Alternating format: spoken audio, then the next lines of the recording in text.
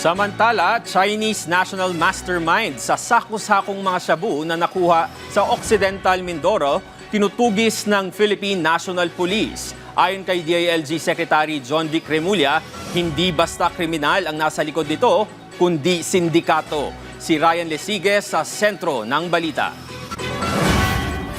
Nitong Martes nang sumadsad sa dalampasigan ng Barangay Harrison sa Paluan Occidental, Mindoro ang speedboat na ito. Ang mga residente sa lugar agad nagalok ng tulong pero tinanggihan umano sila ng mga sakay ng speedboat. At dahil hindi rin magkaintindihan, naalarma ang mga residente kaya tumawag sila sa pinakamalapit na outpost ng Philippine Army. Pagdating ng mga tropa mula sa 203rd Infantry Brigade ng Philippine Army, nataranta raw ang dalawang foreigner na sakay ng speedboat at dali-daling kumaripas ng takbo. Nang siyasatin ang laman ng speedboat, tumambad ang tambak ng mga sako na naglalaman umano ng hinihinalang iligal na droga.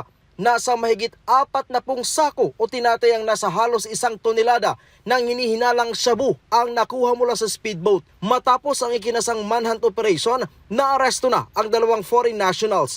Ang dalawang tong si Shi Bin at si John Sing ay umupa ng Batangas.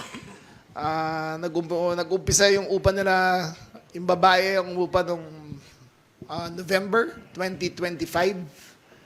At itong dalawa ay dumating noong March 5 dito. So, we think that they're part of an international drug syndicate. Naaresto na rin ang dalawang Pilipino na inupahan para sana i-rescue ang dalawang Chinese.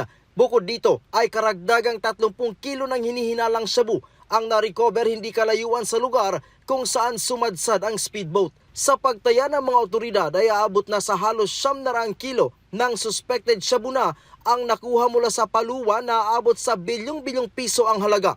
Naniniwala din ang mga otoridad na hindi lang ito ang bulto ng mga kontrabando, lalo't lumalabas na may butal ang bilang ng kanilang nakuha.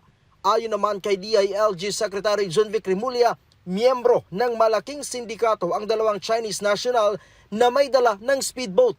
Tinutugis na rin daw ng PNP ang mastermind ng grupo na isang Chinese national na babae. Sir, they are not ordinary criminals. These are syndicates.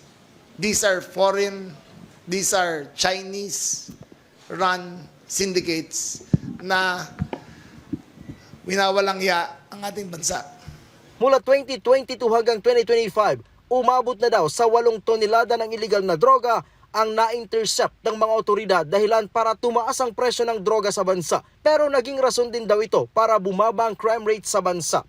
We managed to wage this campaign against drugs without killing anyone. Hindi tayo pumapatay ng tao, pero nare-resolve natin unti-unti ang problema sa droga.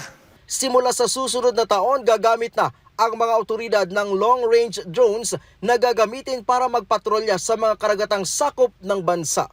Ryan Lesiges para sa Pambansang TV sa Bagong Pilipinas.